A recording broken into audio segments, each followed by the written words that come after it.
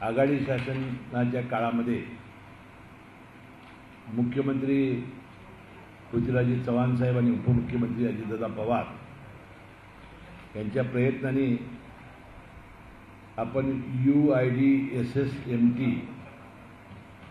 या केंद्र सरकारच्या योजनेअंतर्गत कोल्हापूर शहराची ही पाणी पुरवठा योजना काळामोडी धरणामध्ये जॅकवेल उभारून 54 किलोमीटर सायपन्न पाणी पुईकडीला आणून आपण कोल्हापूर शहरवासियांना स्वच्छ आणि भरपूर पाणी देणार होतो। आता यामध्ये केंद्र सरकारचा हिस्सा होता 60%, राज्य शासनाचा होता 20% आणि कोल्हापूर महानगरपालिकेचा 20%। अशी ही योजना या निधीमधून उभारली जाणार होती। योजनेची प्रशासकीय मान्यता 27/12/2013 ला झाली। योजनेची मंजूर किंमत 425.41 कोटी ही 15.48% अभावनं म्हणजे जादा दराने ही निविदा गेली। 488.737 कोटीला कामाची वर्क ऑर्डर दिली 22/8/2014 ला। कामाची मुदत होती 27 महिने 21/11/2016 पर्यंत। त्याला 4 वेळा मुदतवाढ आपण दिली।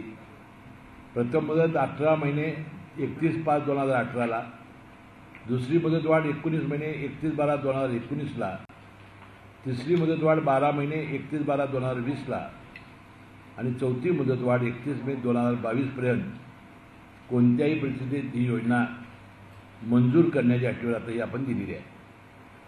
या योजनेचं काम 31 मे 2021 अखेर 79.50 जे आता आयुक्तांनी सांगितलं म्हणजे 80% काम पूर्ण झालेलं आहे। 3.5 किलोमीटर पाईपलाईन घालायचं शिल्लक राहिलेलं आहे 54 किलोमीटरपैकी। त्यामध्ये 16 अंकुर आणि फॉरेस्टची होती त्यालाही आता परवानगी मिळालेली आहे। वाटते महिन्यात 1.5 महिन्यात 100% पाईपलाईनचं काम पूर्ण होईल। WTPचं काम पूर्ण झालेलं आहे। पाईपलाईन जवळजवळ ही सगळी पूर्ण झालेली आहे। फक्त काम जे आहे जॅकवेल आणि इंटकवेल आणि ज्याचा उल्लेख आता आयुक्तांनी केला तेवढंच काम आता आपलं अपूर्ण आहे। आता याची अडचण काय झाली की याची अडचण दोनच झाली की 2015 साली आपण फॉरेस्ट आणि सह्याद्री व्याघ्र प्रकल्पासाठी या दोन्ही फॉरेस्टच्या परवानग्या मागितल्या आणि त्या परवानग्या आपल्याला 2018 ला मिळाल्या। त्यावेळी मी सातत्याने मी आज कुणावर राजकारण करण्याची टीका करण्यासाठी सांगत नाही की सातत्याने मी तत्कालीन राज्य करताना आणि पालकमंत्र्यांना सांगत होतो की फॉरेस्टची परवानगी ही जोपर्यंत मिळणार नाही तोपर्यंत आपल्याला ही गतीनं काम करता येणार नाही। आणि 2018 साली सह्याद्री व्याघ्र प्रकल्पाची फॉरेस्टची परवानगी मिळाली आणि या राहिलेल्या उर्वरित कालामध्ये आता आपण 31 मे 2022 पर्यंत हे काम पूर्ण करणार आहोत। आता याच्यामध्ये काही चुका झालेल्या आहेत। एक, कॉन्ट्रॅक्टरने जी माणसं पद्धतीनं नियोजन केलं पाहिजे होतं, पहिल्यांदा जॅकवेल इंटेकवेलचं काम केलं पाहिजे ते न करता दुसरीच कामं हातामध्ये घेतली। त्यांचं म्हणणं आहे की फॉरेस्टची परवानगी नव्हती। कन्सल्टंट त्यांनी प्लॅनिंगनं काम केलं पाहिजे होतं। आयुक्त आल्यापासून त्यांनी मला सांगितलं की सातत्याने आपण आढाव्याच्या बैठका घेतल्या आणि हे काम आता त्यांनी प्रगतीपथावर आणलेलं आहे। निधी आपल्याकडे उपलब्ध आहे। कोणत्याही परिस्थितीत निधी कमी पडणार नाही इतका पैसा आपल्याकडे शिल्लक आहे। म्हणजे निधीची आता अडचण नाही। आता फक्त अडचण आहे की त्या दुधगंगा धरणातलं पाणी कमी होऊन जॅकवेलचं काम पूर्ण होण्यामध्ये। आणि म्हणून मी कोल्हापूर शहरवासियांची मनापासून मी माफी मागतो की ही 2021ची दीपावलीची पहिली अंघोळ आपण या पाण्यानं करणार होतो ते आता आपल्याला दीपावली 2022 ला आपल्याला करावी लागेल। आणि म्हणून कोल्हापूर शहरवासियांचं हे स्वप्न जे होतं आणि आम्ही जे वचन दिलं होतं की आम्ही पहिली अंघोळ या पाण्यानं घालू त्याला 1 वर्ष लांबते। त्याबद्दल मी मनपूर्वक मी कोल्हापूर शहरवासियांची माफी मागतो। आता याला कारण काय झाली की दरम्यानच्या काळामध्ये कोरोनाचा एक संकट आलं। 6-7 महिने सगळीच कामं बंद केली त्याचं एक संकट आलं. फॉरेस्टची परवानगी मिळायला 3 वर्ष ज्यादा लागली. आणि आतासुद्धा कामगारांच्यामध्ये पॉझिटिव्हिटी होण्याचा प्रकार वाढत आहे. तरीसुद्धा कोरोना काळासारख्या संकटावर मात करून कोल्हापूरच्या महानगरपालिकेच्या सगळ्या अधिकाऱ्यांनी ही मेहनत घेतलेली आहे. ठीक आहे, थोडंसं काम लांबलं असेल, परंतु त्याला फॉरेस्टची परवानगी न मिळणं आणि या कोरोना काळाचा कहर आणि ते काम बंद असणं हे कारणामुळे घडलेलं आहे. आणि मला वाटते जवळजवळ 450 कोटीची तरतूद करणं आणि एखाद्या शहराला एवढ्या 54 किलोमीटर अंतरावरून पाणी स्वच्छ आणून देणं हे स्वप्न आपण पूर्ण करतो याचा मला मनापासूनचं समाधान आहे. आणि मला वाटते थेट पाईपलाईनबद्दल काय आपल्या शंका असेल तर विचारा, मग आपण तुमच्या काय मनात दुसरं काय असेल तर विषय आपण संपवू.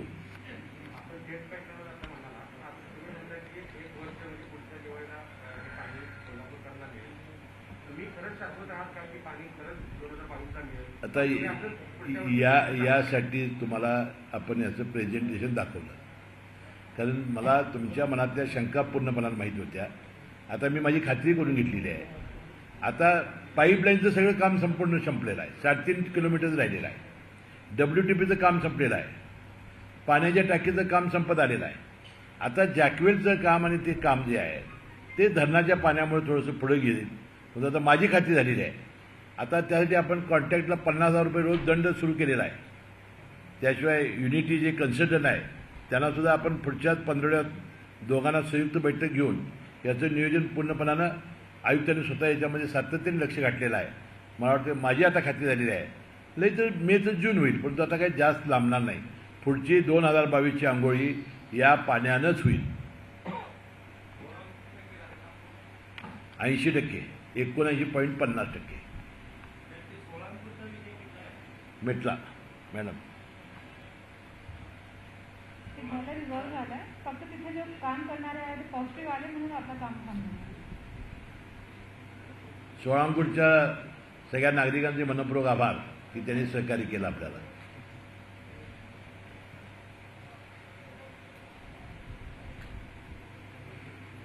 आणि 450 कोटी उभा करणं एखाद्या योजनेला ही फार महत्त्वाचं काम म्हणजे होतं.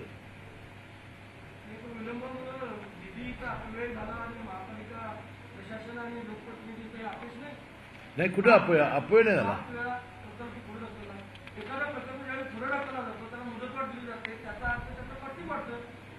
नाही, कॉस्टिंग हे त्या टेंडरमध्ये आहे. टेंडरच्या ह्याच्याचं काम करायचं, त्याला काही वाढवून बिडवून नाही मिळणार पैसे. फक्त सवाल असा आला की 3 वर्ष फॉरेस्टची आणि वाघिर प्रकल्पाची आपल्याला परवानगी मिळाली नाही. अनेक वेळा त्यांनी कामं बंद केली, मशिनरी काढून घेतली आणि जप्त केली. म्हणजे फॉरेस्टच्या परवानगी मिळायला आणि त्यावेळेला मी सातत्याने सांगत होतो तत्कालीन पालकमंत्र्यांना की बाई परवानगी लवकर द्या, हे प्रकल्प रेंगाळलेले आहेत. मी काय त्याच्यावर टीका करण्यासाठी बोलत नाही, पण तुम्ही आता तारखाच घेतल्या ना त्यांच्याकडून. फॉरेस्टला परवानगी नाही, ती कामं सुरू झाली की जे काम जॅकवेलचं होतं ते फॉरेस्टच्या हद्दीत होतं. म्हणून पाईप ठीक आहे ना, पण पाईपलाईन घालून झाली, WTPचं काम झालं, हे काम पूर्ण व्हायला पाहिजे होती ना. साहेब, दुसरा मुद्दा आहे की आपण म्हटलं की ठेकेदाराला दंड केलेला आहे, लाखो रुपयाचा दंड आहे. आज अखेर किती दंड ठेकेदाराला केलेला आहे, किती रक्कम आपल्याकडे आहे? द्या, काढून सांगते तोपर्यंत. थेट पाईपलाईन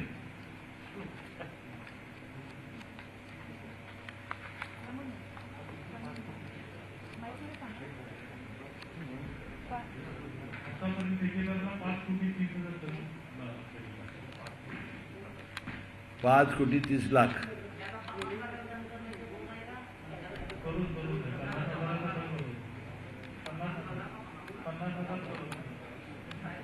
$50,000 म्हणते. 50 लाख म्हणजे काय, महिन्यातच एखाद्या माझ्या तोंडात गेला असेल. मी तपासून बघतो ती काय बोलले मी.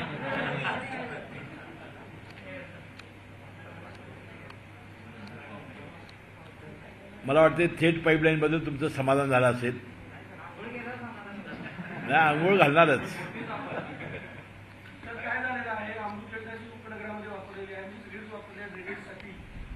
अक्षरशः चालता येत नाही अशी अवस्था आज गल्लीच्या रस्त्याची आहे. उपनगरामधनं रस्ता फक्त केलाय बाकी सुद्धा रस्ता केलेला आहे. उपनगरात चालता येत नाही अशी परिस्थिती. नागरिकांनी गाडी तर सोडून द्या, काय करायचं म्हणजे त्या ठेकेदारांना कसा ठेका दिलाय आणि त्याचं कामाचं काही बोला तू. तपासणी झाली आहे का? या अनुषंगाने तुम्ही जो म्हणतात ते बरोबर आहे. जवळपास 40 किलोमीटरचं रिस्टोरेशनचं काम एजन्सीमार्फत कंत्राक्टर मार्फत होणं अपेक्षित आहे आणि आपले जो कन्सल्टंट आहे MDP आणि आपले जो अधिकारी आहे त्यांच्या मार्फत आम्ही पावसापूर्वी कॉन्टॅक्ट रस्ते आहे जो अतिशय आम्हाला गरजेचे आहे, जे मेन मुख्य रस्ते आहे ते 17 किलोमीटर त्यांनी आयडेंटिफाय करून कंत्राक्टरला दिलेलं आहे. त्यांचे काम जेवढं अपेक्षित आहे तसं होत नाही म्हणून आम्ही त्यांना दंड लावण्याचा नोटीस पण दिला. त्यांचा खुलासा आल्यावर दंड लावण्याची सुद्धा समाधानकारक नसेल तर ते दंड सुद्धा लावणार आहे. प्रश्न सर आमच्या मार्फत मी पण 2-3 ठिकाणी स्वतः व्हिजिट केलेला आहे की त्यांच्या कामाची गुणवत्ता कसं आहे आणि आमचे अधिकारी मार्फत सुद्धा ते तपासून घेईल. इश्यूज आहे सर, पण आम्ही रिझॉल्व्ह करण्याचे प्रयत्न सुद्धा करत नाही, पण फक्त दगडा काढलेला आहे, चढ काढल्यानंतर केवळ दगड टाकण्याचं काम केलेलं आहे. त्यानंतर काही जेव्हा फिरवलेलं रोलर्स तर फिरवलेलं नाही अशी वस्तुस्थिती आहे. उपनगराची जर पाहणी केली तर आपल्या लक्षात येईल. आपण एकदा पुन्हा त्याची पाहणी करायची. नक्की परत कर. मी आयुक्तांना पाहणी करतो.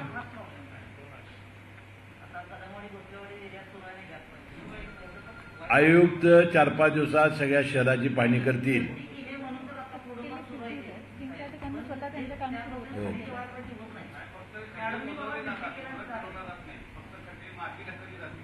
तुम्ही ज्या ठिकाणी मॅडम कृती केली ना तो रस्ता सुरू आहे.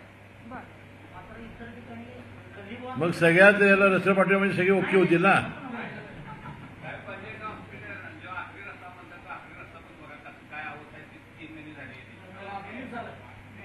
जाऊन येतील.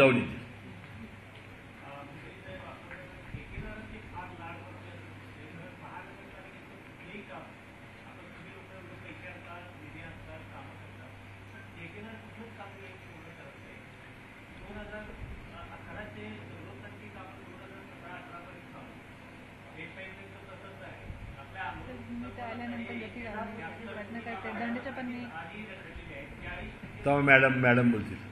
यांच्या ऑलरेडी वर्क ऑर्डर पूर्वीचा होता, काम मागे होते, तर त्यावरती गती आणण्यासाठी आम्ही वेळोवेळी कृती केलेली आहे. त्यांची दरवेळी आम्ही दर आठवड्याला मंगळवारी मीटिंग पण घेतो. तर प्रश्न हेच राहील की लवकर त्यांचं काम पूर्ण व्हायला पाहिजे. आता आपले 2 अमृत अंतर्गत 2 मिशनचे टेंडर पण करायचे होते, ते आधीपासून झाले नव्हते. त्यांचा टेंडरसुद्धा आम्ही ह्या आठवड्यामध्ये फ्लोट पण केलेला आहे. तर प्रश्न पूर्ण आहे की या काम लवकर पूर्ण व्हायला पाहिजे.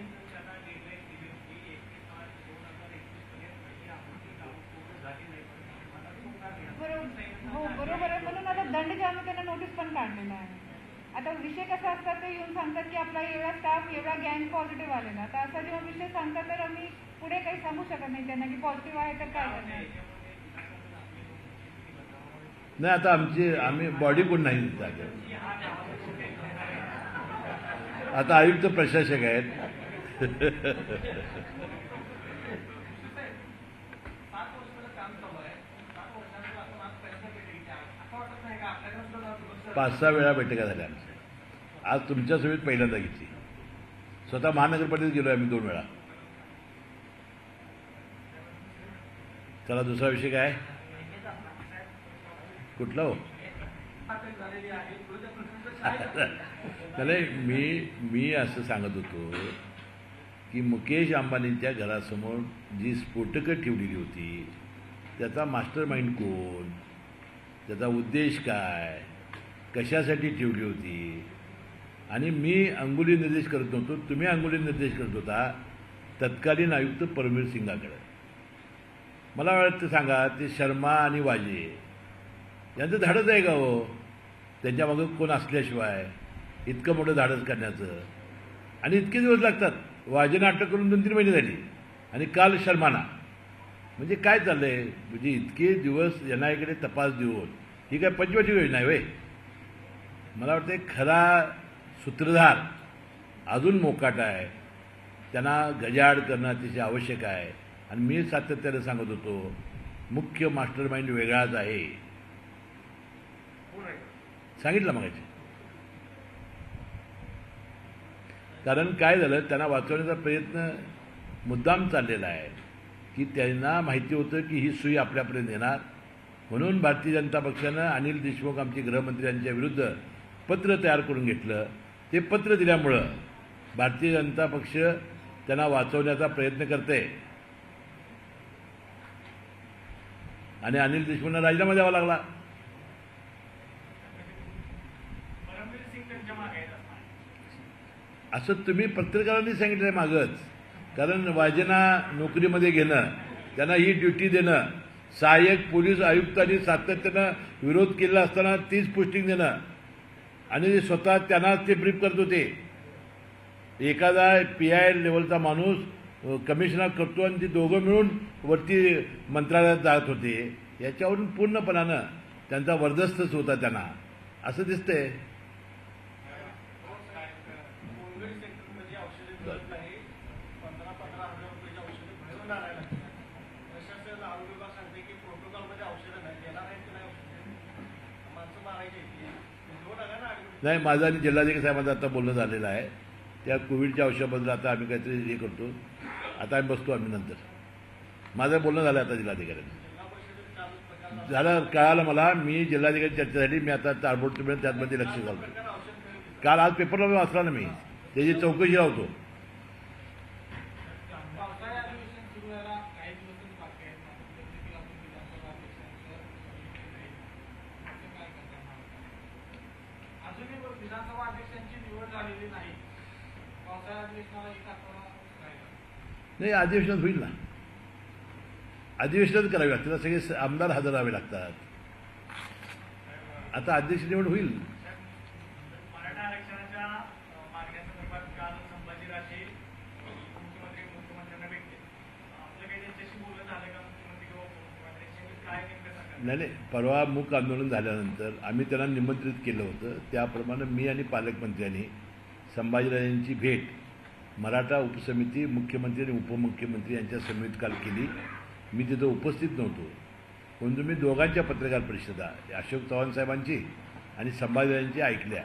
मला वाटते बरेचसे त्यांच्या ज्या 6 मागण्या होत्या त्या मार्गी लागलेल्या आहेत आणि मला वाटते लवकरात लवकर त्यांचं समाधान होईल. आणि समाधान झाल्यानंतर निश्चितपणानं या 6 आता मला वाटते उद्याच अजितदादा पवारांच्या अध्यक्षतेखाली सारथीची बैठक होणार आहे आणि ते जाऊन तिथं उद्या सारथीची तिथं सगळ्या अधिकाऱ्यांची बैठक घेणार आहेत.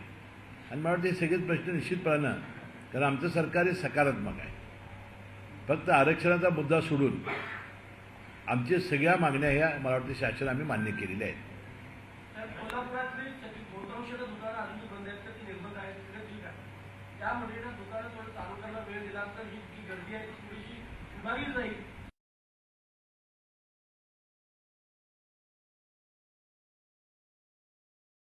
1 number, 2 number, 3 number, 4 number positive पेशंटची संख्या, ऑक्सिजन बेडची उपलब्धता यावर त्यांनी तत्व ठरलेलं आहे. त्याप्रमाणे ते आहे. सोशल मीडियावर सोशल मीडियावर अशी चर्चा आहे, बाहेरच्या तालुक्या जिल्ह्यांमध्ये टेस्टिंग कमी असल्यामुळे तिथला पॉझिटिव्ह रेट कमी आहे. कोल्हापूरमध्ये टेस्टिंग बऱ्यापैकी आहे, टेस्टिंग वाढत लागले, त्यामुळं पॉझिटिव्ह रेट वाढायला लागला. आता आपला चाचण्या आपण वाढवलेल्या आहेत. तुम्ही एक लक्षात घेतलं नाही की आपल्या जिल्ह्यामध्ये मागची पहिली लाटसुद्धा 2 महिन्यांनी वेळानं आली होती. ही सुद्धा लाट आपली महिना, 1.5 महिन्यात, 2 महिन्यात वेळानं आलेली आहे. ही आता 8-10 दिवसात कमी येईल. टेस्टिंग वाढवणं हा त्याला मार्गच आहे. टेस्टिंग वाढल्याशिवाय कमी येणार नाही. संख्या वाढेल थोडे दिवस, परंतु मला वाटतं 8-10 दिवस कळ काढा. पुन्हा आता बाकीच्या जिल्ह्यामध्ये की नाही हे कमी झाल्यानंतर तिथं पैसे वाढायला आहेत. आता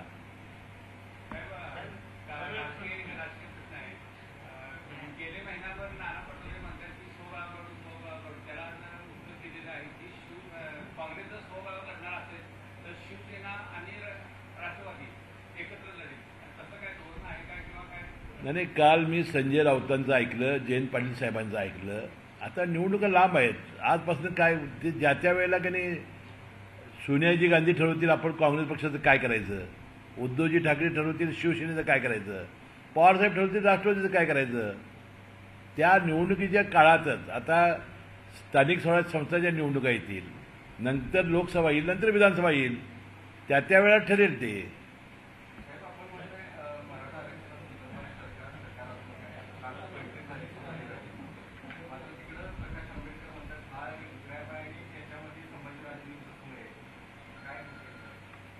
काय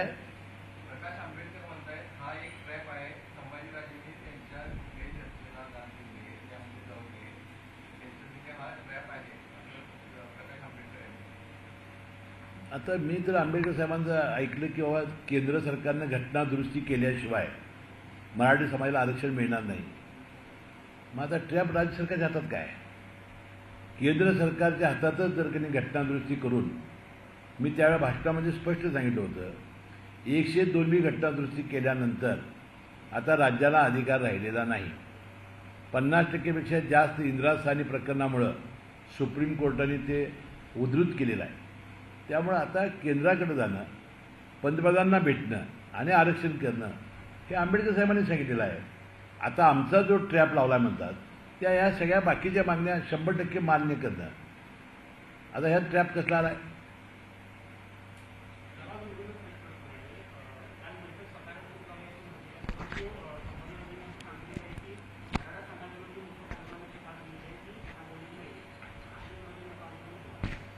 नाही, त्यांनी आंदोलन मागे घेतलेलं नाही. त्यांनी ज्या मागण्या केलेल्या आहेत त्या मागण्या पूर्ण होतात का ते बघणार का नाही? म्हणजे आता पुनर्विचार याचिका आम्ही दाखल करतो म्हणून सांगितलं आहे. त्यानंतर सारथीची उद्या बैठक घेऊन आम्हाला निधी देतो म्हणून सांगितलं आहे. जी नोकऱ्या झालेल्या आहेत त्याच्याबद्दल इजीने आपला अहवाल देतो म्हणून सांगितलेला आहे. वसतिगृहाच्या जागा बघायचं चालू आहे.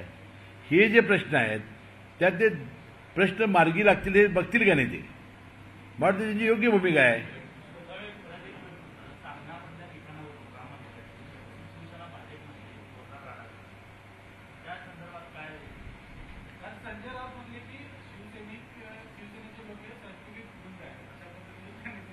नाही नाही, हे बघा, वास्तविक मी जर राम मंदिराबद्दल बोलायला लागलो त्या विषयावर तर म्हणतील मुस्लिमांचा काय संबंध?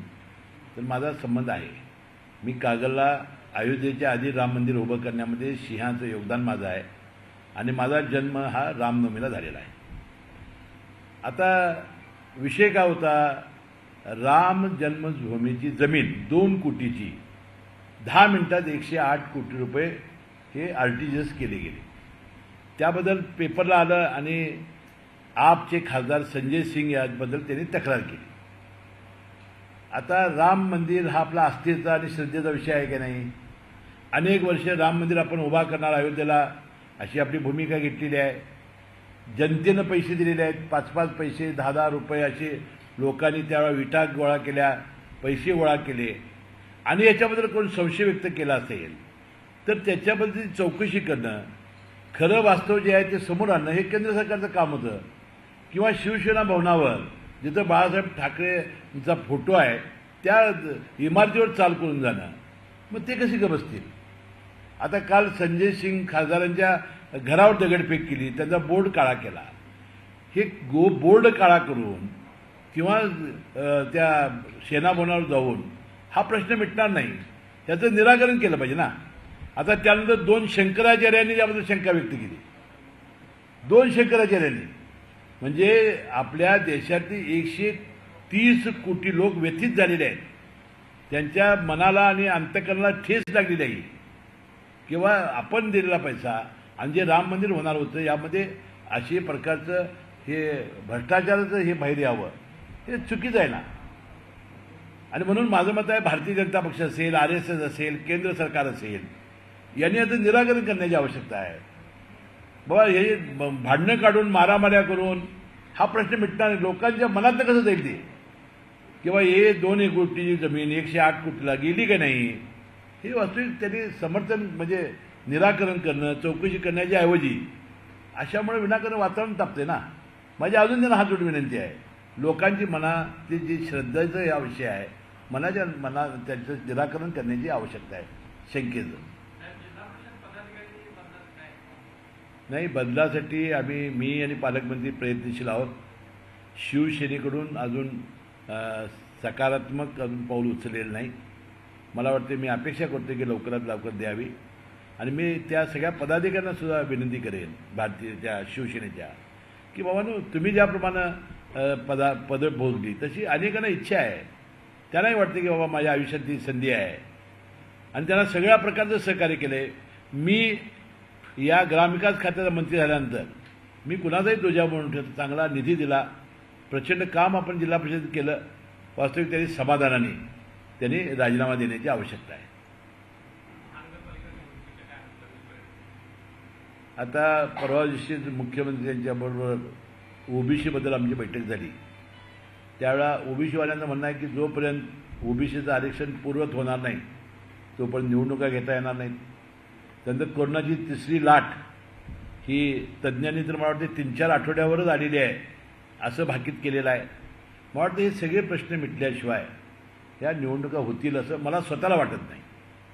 परवा दिवशी कोल्हापूरमध्ये एका कोविड सेंटरमध्ये महिलेवर बलात्कार झाला. यामुळे पुन्हा महिलांच्या सुरक्षेचा प्रश्न निर्माण झालेला आहे. नाही, मी नाही ऐकलं. म्हणजे मी आज आल्यामुळं मी कदाचित मला माहिती घेतली नसेल. मॅडम आयुक्त सर सर हा अतिशय वाईट घटना झालेली आहे. या अनुषंगाने FIR पण झालेला आहे. जो रितसर कायदे आहे त्याला अटक केली काय? अटक झालेली आहे. त्या निरपराधाला फाशी द्या. आणि सर या अनुषंगाने आपल्या स्तरावर सुद्धा महिला अधिकारीच्या Sorry, आरोपीला. तोंडातून गेलं. नेमलेली आहे. त्यांच्या माध्यमातून सुद्धा मी चौकशी करून घेतो. दोन्ही पोलीस आणि ही घटना होणे म्हणून सुरक्षा वगैरे आहे का? कारण की पुन्हा सर यासाठी सांगायचं होतं की त्या केंद्रावरती आपला CCTV होता सर. मी माफी मागतो निरपराध म्हटल्याबद्दल. सर CCTV लावले होते सर. CCTV पण कार्यरत होते. यासोबत पूर्ण अमाऊंट आपली महिला होती. आपली स्टाफ नर्स पूर्ण महिला होती. तर या प्रकारची काळजी मी सुद्धा घेतली होती. पण दुर्दैवाने ही घटना झाली. त्यासाठी मी चौकशी समिती सुद्धा नेमलेली आहे सर. ते कालपासून सर चौकशी पण करतात.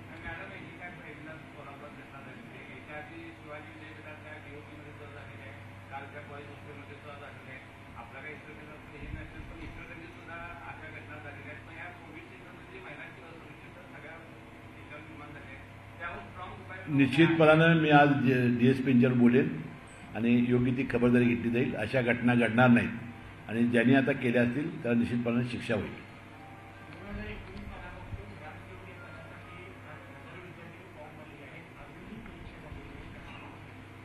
ग्रामसेवक नाही, आता फक्त आरोग्याची पदं भरण्याची कारवाई सुरू झालेली आहे. बाकीची पदं भरण्याला वित्त विभागाने परवानगी दिलेली नाही.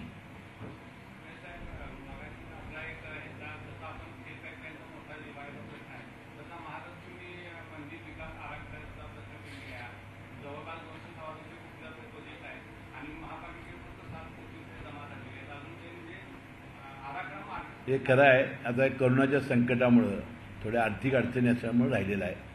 थोडी परिस्थिती सुधारली की निश्चितपणे करू आपण. बहिणाबाईंची जात्यावरची ओवी म्हणजे